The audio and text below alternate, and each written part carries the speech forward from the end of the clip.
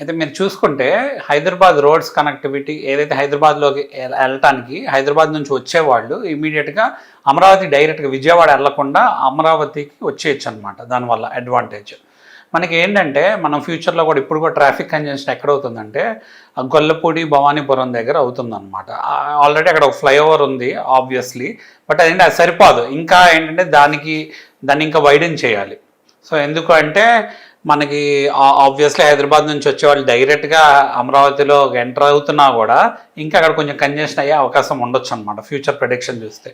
అలానే మనకి ఎయిమ్స్ ఉంది కదా, ఎయిమ్స్కి కొంచెం దగ్గరలో ఒక 2 రోడ్స్ మనకి ఏవైతే ఈ సిరీస్ రోడ్స్ ఉన్నాయో అవి ఏంటంటే ఆల్మోస్ట్ ఒక 2.5 to 4 కిలోమీటర్స్ ఎక్స్టెండ్ అయ్యి వచ్చి ఇటు చెన్నై హైవేకి కనెక్ట్ అవుతున్నాయి. సో ఈ కనెక్షన్స్ అన్నిటితో పాటు నేషనల్ హైవేస్ చూసుకుంటే మనకి ఇప్పుడు ఆంధ్రాలో నేషనల్ హైవేస్ బీభత్సంగా జరుగుతున్నాయండి. మీకు అటు ప్రకాశం డిస్ట్రిక్ట్ అవనండి, లేదా బెంగళూరు వెళ్ళే హైవేస్ అవనండి, లేకపోతే మీకు కర్నూలుకి అనంతపురం వెళ్ళే హైవేస్ అవనండి, ఇలాంటి లేకపోతే చెన్నైకి వెళ్ళే, లేకపోతే శ్రీ సిటీ తిరుపతి వెళ్ళే హైవేస్ అవనండి, లేకపోతే వైజాగ్ వెళ్ళే శ్రీకాకుళం విజయనగరం వెళ్ళే హైవేస్ అవనండి, ఈ హైవేస్ అన్నీ కూడా డెఫినెట్గా బాగా జరుగుతుంది. రోడ్స్ అనేది ఎక్స్ట్రాడినరీ జరుగుతున్నాయి. ఎందుకంటే సెంట్రల్ గవర్నమెంట్ ఏవైతే నేషనల్ హైవేస్కి ఫండ్స్ ఇస్తున్నాయో అవన్నీ పుల్అప్ చేస్తున్నారు. అయితే అవన్నిటికి కూడా అమరావతితో కనెక్ట్ చేయడానికి చూస్తున్నారు. అది ఏంటంటే ఫస్ట్ ఏంటంటే మన ఇన్నర్ రింగ్ రోడ్ని బేస్ చేసుకొని, నెక్స్ట్ వచ్చేసి అవుటర్ రింగ్ రోడ్ని బేస్ చేసుకొని ఈ కనెక్టివిటీస్ అన్నీ వస్తాయి. అయితే పీపుల్ కూడా రియలిస్టిక్ ఎక్స్పెక్టేషన్ ఇవ్వాలి. మనకి ఎయిర్పోర్ట్ అవనండి, ఈ అవుటర్ రింగ్ రోడ్ అవనండి, of course outer ring road phases వైజ్గా let's say multiple phases multiple sectors లాగా ఇచ్చేసి డెవలప్మెంట్ చేయమంటే త్వరగా కూడా అయిపోయే అవకాశం ఉంది. అయితే ఏదైనా సరే తక్కువలో తక్కువ 3 to 5 years మినిమం పట్టింది.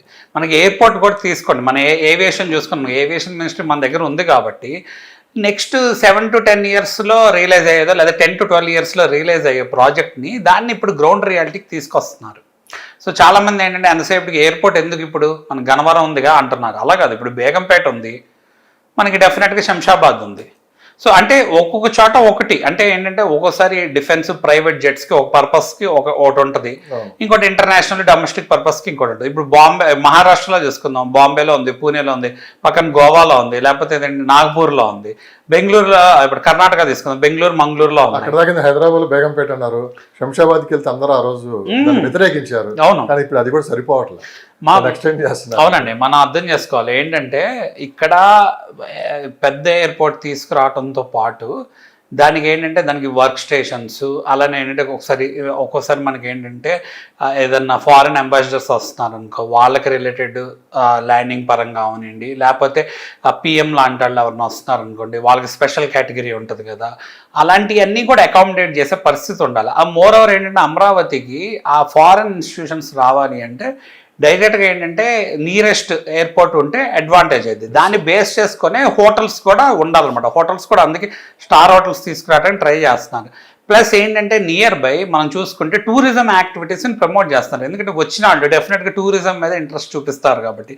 అందుకే అక్కడ ఏంటంటే వాటర్ మనకు ఉంది కాబట్టి ఆ వాటర్ బేస్ చేసుకుని వాటర్ స్పోర్ట్స్ అవనండి, లేకపోతే అడ్వెంచర్ యాక్టివిటీస్ అవనండి. మనకి దగ్గరలో బాపట్ల ఉంది, బందర్ ఉంది, బందర్ని పోర్ట్ కింద డెవలప్ చేస్తున్నారు. సో ఇలా చూసుకుంటే మల్టిపుల్ వేస్లో డెవలప్మెంట్ అనేది జరుగుతుంది. అయితే ఇదంతా కూడా రియలిస్టిక్గా ఆన్ అన్ యావరేజ్ ఒక 7 to 10 years or 12 to 15 years time దానికి డెఫినెట్గా ఇవ్వాలి.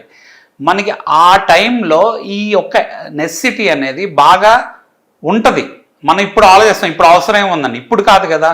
ఇది ఏంటంటే ఇట్స్ ఎ డ్రీమ్ క్యాపిటల్ కదా, అంటే రాబోయే పరిస్థితులను బేస్ చేసుకొని నెసెసిటీని బేస్ చేసుకొని ఇక్కడ జరుగుతుంది అన్నమాట.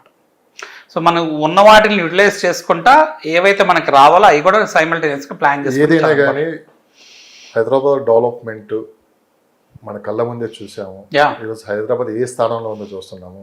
ఒక విజన్ నాయకుడు దృష్టి పెడితే ఏ విధంగా విజన్ 2020 అన్నారు, ప్రూవ్ చేశారు. సో అలాంటి వ్యక్తిని పెట్టుకొని ఇప్పటికీ చాలామంది విమర్శిస్తూ ఉంటారు. అంటే ముందు ఏం జరగబోతుందో ఒక అంచనాకు వస్తారు. భవిష్యత్తు ఎలా ఉంటుంది అనేది ఒక ముందే ఊహిస్తారు. మీరన్నప్పుడు చంద్రబాబు నాయుడు గారు చెప్పినట్టు లోకేష్ గారు ఒక స్టెప్ ఎలా ఎదిగారు అనే దాని మీద. సో ఫ్యూచర్ కూడా ఎలా ఉంటుంది, పబ్లిక్ అనవసరమైన నెగిటివిటీ పోకుండా, అనవసరమైన అపోహలు పోకుండా ఉంటే ఖచ్చితంగా ఈ ఫలాలు అనేది రాబోయే 10 సంవత్సరాలలో మనం చూడవచ్చు. క్లియర్ కట్ అండి. 1985 1990s ఈ హైదరాబాద్ ఒక సైబరాబాద్ మీద దృష్టి పెడితే దాని ఒక రియలైజేషన్ అనేది నెక్స్ట్ 10 yearsలో అయితే 2020కి విజన్ ఎస్టాబ్లిష్ అయింది. ఇవాళ చూస్తున్నాం కదా హైదరాబాద్లో, మొన్నే ఒకళ్ళు సోషల్ మీడియాలో పెట్టారు 2023కి ఈ ఎగ్జిట్లో ఎన్ని బిల్డింగ్స్ ఏమీ లేకపోతే 2025కి ఇన్ని బిల్డింగ్స్ వచ్చేసినాయి అని చెప్పి పెట్టారు. అసలు నేను ఆశ్చర్యపోయాను. సో ఏమవుతుంది అంటే హైదరాబాద్లో మనం చూసుకుంటే ఆ గ్రోత్ ప్యాటర్న్ అనేది ఎలా వచ్చింది అంటే 2020 అనేది ఫుల్ఫిల్ అయిందని క్లియర్ కట్గా ప్రతి ఒక్కళ్ళు అబ్జర్వ్ చేశారు. అది ఎవరు తీసేలేని విషయం కదా. సిమిలర్లీ ఏంటంటే వీళ్ళు 2047 అంటున్నారు. సో దాని విజన్ పరంగా చూస్తే సో బట్ ఏంటంటే ఫేజెస్ వైజ్గా డెఫినెట్గా ఏంటంటే ర్యాపిడ్ డెవలప్ చేస్తున్నారు. ప్రజలు అదృష్టం చేసుకున్నట్టే ఒక టెక్నాలజీ రాజధాని మనకి చంద్రబాబు నాయుడు గారి చేతుల మీద మొదలైంది. మనం ఆపుకున్నాము, మళ్ళీ అది తప్పు జరిగిందని చెప్పి మళ్ళీ పొరపాటు అందుకొని మళ్ళీ మనం ఆయన చేతుల్లో పెట్టి మనకి మన పిల్లలకి వాళ్ళ ఫ్యూచర్ అనేది సో ఏంటంటే డెఫినెట్గా ఏంటంటే ఎడ్యుకేషన్ పరంగా తీసుకోండి. ఇప్పుడు హైదరాబాద్లో ఏదైనా ఎడ్యుకేషన్ ఇప్పుడు పిల్లలు నెక్స్ట్ 15 yearsలో పిల్లలు ఎడ్యుకేషన్ మేజర్ గ్రాడ్యుయేషన్ స్టేజ్కి వచ్చే టైంకి గ్రాడ్యుయేషన్ చేసుకొని వాళ్ళు బయటకు వచ్చే టైంకి ఎక్కడికో వెళ్ళి జాబ్ ఎత్తుకోవాల్సిన పరిస్థితి లేని సిచ్యువేషన్ హైదరాబాద్లో. ప్రపంచం మొత్తం అమరావతి. సిమిలర్లీ అమరావతిలో కూడా అదే పరిస్థితి వస్తుంది. ఎందుకంటే ఎడ్యుకేషనల్ ఇన్స్టిట్యూషన్స్తోనే స్టార్ట్ అయింది. ఇప్పుడు రీసెర్చ్తో స్టార్ట్ ఉంది, ఇన్నోవేషన్ టెక్నాలజీకి రిలేటెడ్ ఇలాంటి ఆస్పెక్ట్స్ మీద ఫోకస్ చేస్తారు. ఈ పాటలైన మాటలు పక్కన పెట్టి నిజంగానే రాష్ట్ర అభివృద్ధిలో భాగం అవ్వాలి, రాజకీయాలు కూడా పక్కన పెట్టి మనం టెక్నాలజీ పరంగా డెవలప్ అవ్వాలి, భవిష్యత్ తరాలకి మన పిల్లలకి అందరికీ మంచి భవిష్యత్తు ఇవ్వాలంటే అందరూ ఆయన ఒక్కలే కాదు, చంద్రబాబు నాయుడు ఒక్కలే కాదు, ఆయన సపోర్ట్గా అందరం కూడా ఉంటే రాబోయే రోజుల్లో ఇది 20 సంవత్సరాలు పట్టింది, అది నాకు అన్ని సంవత్సరాలు పట్టిందని కూడా అనుకోలేదు.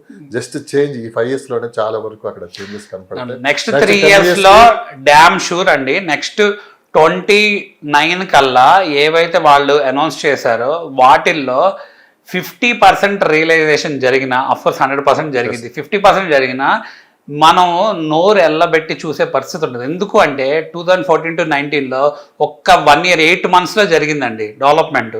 8 monthsలోనే మై మరిపించే డెవలప్మెంట్ జరిగింది. ఇక్కడ మనకి 3 years ఉన్నాయి. సో ఇంటర్వ్యూ చేసిన కూడా చాలా మంది మనం విమర్శించవచ్చు, బట్ ఇవన్నీ మనం పట్టించుకోకుండా నిజంగా మనవంతకు కూడా మనం నిజంగానే ఎంతవరకు మనం ముందుకెళ్ళాలి, మనం ఎంతవరకు నిజంగానే గ్రౌండ్ లెవెల్లో జరుగుతున్న పరిస్థితులు వివరించడానికి మాత్రమే మనం కూడా అంతే కదా. ఎందుకంటే చాలా మంది నెగిటివ్గా ప్రచారం చేసే వాళ్ళు చాలా మంది ఉన్నారు. అది నిజమా కాదా అని ప్రజల ముందు ఉంచే బాధ్యత మన మీద కూడా ఉంది కాబట్టి మనం ఈ ప్రయత్నం కూడా చేస్తాం. ఎందుకంటే పీపుల్ కూడా జనరలైజ్డ్గా మాట్లాడకూడదు, జనరలైజ్డ్గా చాలా ఈజీగా మాట్లాడతాం కాదు. వాళ్ళు ఏంటంటే ప్రాక్టికాలిటీ టెక్నికాలిటీ బేస్ చేసుకొని మాట్లాడగలగాలి, కీన్గా అబ్జర్వ్ చేయాలి. పీపుల్ వ్యూవర్స్కి నేను చెప్పేది ఏంటంటే సజెషన్, మీరు కీన్గా అబ్జర్వ్ చేయండి. ఓకే, వెయిట్ అండ్ సీ మోడ్లో ఉంటే తప్పేం లేదు, బట్ ఏంటంటే ఏదైనా పాజిటివ్ స్ప్రెడ్ చేయండి, నెగిటివిటీ మాత్రం వద్దు. మీ దగ్గర నుంచి ఒక మాట ఇవ్వాలి నాకు. ఇప్పటి వరకు మనం ఒక స్టూడియోలో కూర్చొని మాట్లాడుకున్నాం, అసలు గ్రౌండ్ లెవెల్లోకి వెళ్ళి అమరావతి అసలు అమరావతిలో నిజంగానే ఎక్కడ బిల్డింగ్స్ ఆగిపోయాయి, ఇప్పుడు వాటి పరిస్థితి ఏ విధంగా ఉంది, ప్రభుత్వం వచ్చిన తర్వాత ఆ రోడ్స్ ఏ విధంగా ఉన్నాయి, ఎక్కడ ఏ ప్రాజెక్టులు రాబోతున్నాయి అనేది గ్రౌండ్ లెవెల్లో చూపిద్దామని మేము అనుకుంటున్నాం. డెఫినెట్గా అది మీ సపోర్ట్ ఎంత ఉంటుంది? త్వరలోనే 100కి 200% మన అమరావతిలో చేద్దాం ఇంటర్వ్యూ. అప్కమింగ్ ఇంటర్వ్యూస్ అన్ని అమరావతిలో ఉంటాయి. సో అమరావతిలో ఏవైతే కన్స్ట్రక్షన్స్ వచ్చినాయో, రాబోతున్నాయో, రోడ్ కన్స్ట్రక్షన్స్ ఏవైతే జరుగుతున్నాయో, ప్లస్ ఇన్స్టిట్యూషన్స్ ఏవైతే ఎక్కడ రాబోతున్నాయి, ఎక్కడ ఎలకేషన్స్ జరుగుతున్నాయి, అవన్నీ కూడా మనం ఈ 29 villages సంబంధించి బ్రీఫ్గా మనం రికార్డింగ్ బేస్ చేసుకొని చూపిద్దాం మన వ్యూవర్స్కి. చాలా ఇంపార్టెంట్, ఎందుకంటే చాలా మంది అమరావతి చూడకుండా కూడా మాట్లాడే వాళ్ళు ఉన్నారు. అలాంటి వాళ్ళు చూడలేని వాళ్ళకి ఒకవేళ ఎవరన్నా ఏదైనా వీడియో పెట్టినా ఇదంతా గ్రాఫిక్స్ అనే వాళ్ళు కూడా ఇంకా ఉన్నారు. సో వాళ్ళకి క్లియర్ కట్గా ఒక ఐడియా ఇద్దాం. ఎందుకంటే నేను చాలా మందిని వెళ్తే వాళ్ళు ఆశ్చర్యపోయారు, ఏంటంటే ఇవన్నీ ఎక్కడ ఉన్నాయి, అసలు ఎప్పుడు లైమ్ లైట్లోకి రాలేదేంటి ఈ వీడియోస్ అన్న వాళ్ళు కూడా ఉన్నారు ఒక టైంలో. సో అందుకని డెఫినెట్గా మీరు అడిగిన దాని ప్రకారం మనం ప్రాక్టికల్గా గ్రౌండ్ రియాలిటీని బేస్ చేసుకొని మనం కొన్ని వీడియోస్ చేయాలి. గతంలో 2014 నుంచి 19 వరకు ఎన్ని వర్క్స్ జరిగాయో ఇప్పుడు జరుగుతున్నట్టు కూడా చూపిద్దాం. ఎందుకంటే నేను అనుకోకుండా ఒక రోజు అసలు చూద్దామని నేనే వెళ్ళాను. సార్ రోడ్ చూస్తుంటే నిజంగా అసలు ఇది ఎప్పుడు జరిగింది అంటే ఇప్పుడు ఏంటంటే కనిపించట్లేదు. ఆశ్చర్యపోయే చెట్లన్నీ కంప చెట్లు పెరిగిపోయి 5 సంవత్సరాలు పూర్తి మళ్ళీ తొలగించిన తర్వాత చూస్తుంటే షాక్ అయిపోతున్నాం. ఇంత ఎప్పుడు జరిగింది? మనం ఒక సిరీస్ కింద చేద్దామండి. షూర్ అండి. ప్రాక్టికల్ గా అమరావతిలోనే గ్రౌండ్ రియాలిటీలో సిరీస్ కింద దానికి ఒక పేరు కూడా పెడదాం. డెఫినెట్ గా షూర్. అమరావతి గ్రౌండ్ రియాలిటీస్ అని చెప్పి definitely. Thank you sir, thank you so much, thank you valuable. Thank you అండి. సో ఈసారి మనం లైవ్ లోకి వెళ్దాం, అది కూడా అమరావతిలోకి వెళ్దాం. సో ఇది ఒక బాధ్యతగా తీసుకుందాం మనం కూడా. సో రియల్ ఎస్టేట్ అని పక్కన పెడితే ముందు ఆబ్వియస్లీ మనం అంతవరకు చేయగలం, మన సపోర్ట్ అనేది మనం కూడా. Very important. అవును, ధన్యవాదాలు సార్. చాలా మంది మీ నెంబర్ కూడా అడుగుతున్నారు, మీ వీడియో చూసిన వాళ్ళు. ఒకసారి మీకు నా నెంబర్ వచ్చేసి 7416871381. ప్లీజ్ నాకు కాల్ చేయాలనుకున్న వాళ్ళు ఫస్ట్ వాట్సాప్లో మీ పేరేంటి, మీ లొకేషన్ ఎక్కడ నుంచి చేస్తున్నారు, మీ ప్రొఫెషన్ ఏంటి, మీ రిక్వైర్మెంట్ ఏంటి అనేది ముందు మెసేజ్ పెట్టండి. తర్వాత ఏంటంటే ఏ టైంకి కాల్ చేయొచ్చు అనేది నేను వాళ్ళకి మెసేజ్ పెడతాను, ఆర్ఎల్స్ నేనే కాల్ చేస్తాను. డైరెక్ట్గా కాల్ చేసి మనం ఏంటంటే కొంచెం రిలవెన్సీ లేకుండా సబ్జెక్ట్ డిస్కషన్ చేస్తే ఎక్కువ ప్రొలాంగ్డ్ డిస్కషన్స్ అయిపోతున్నాయి. అందుకని మనం ఏంటంటే మన వీడియోస్ అన్నిటినీ మీరు ఇంతకుముందు చేసిన వీడియోస్ని, ఆల్రెడీ చేస్తున్న వీడియోస్ని, చేయబోయే వీడియోస్ని కీన్గా అబ్జర్వ్ చేయండి. సో వాళ్ళకి అర్థమైంది. ప్లస్ ఏంటంటే కాంటాక్ట్ చేయాలి మ్యాండేటరీగా అనుకున్న వాళ్ళు ఫస్ట్ మెసేజ్ పెట్టి తర్వాత కాల్ చేయండి, ఇబ్బంది ఏం లేదు. Thank you sir. Thank you అండి.